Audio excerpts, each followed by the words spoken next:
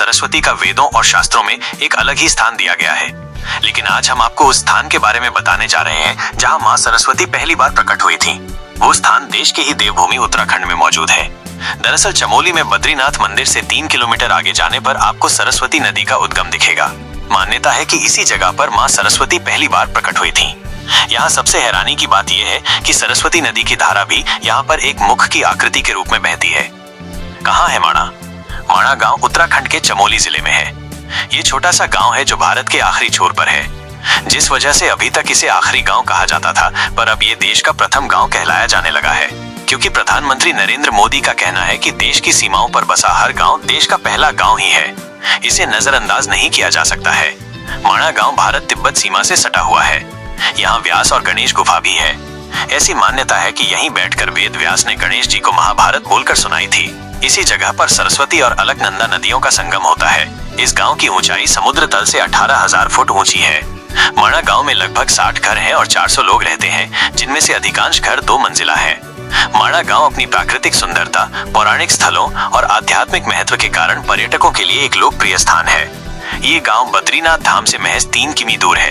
इस गांव से थोड़ा आगे भीम पुल है। ऐसी पौराणिक मान्यता है कि पांडव स्वर्ग को इसी गांव से होकर गुजरे थे। यहीं भीम ने चट्टान को फेंककर पुल बनाया था।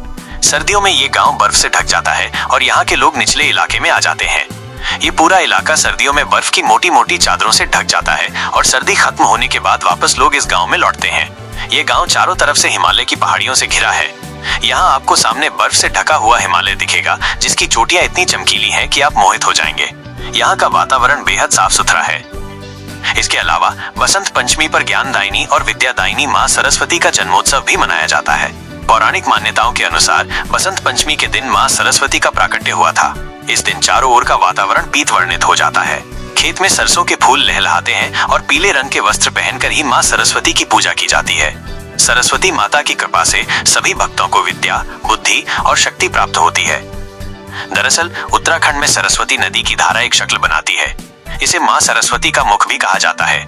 ऐसा अद्भुत नजारा आपको सिर्फ उत्तराखंड के माणा गांव में भीमपुल से ही दिखेगा।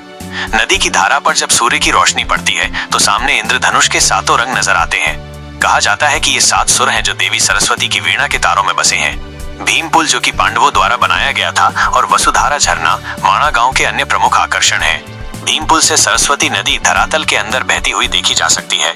इसके बाद ये नदी लुप्त हो जाती है।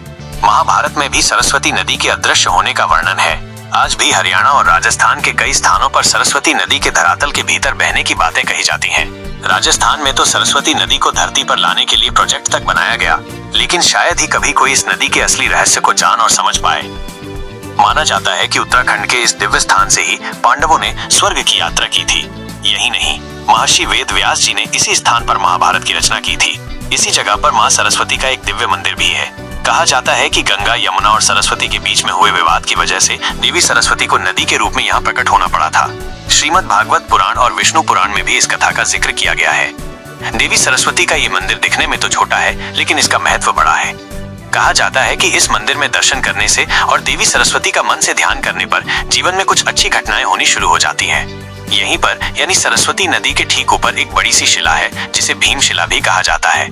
यहाँ गणेश गुफा और व्यास गुफा भी है, जहाँ गणेश जी ने महाभारत लिखी और वेद व्यास जी ने वेदों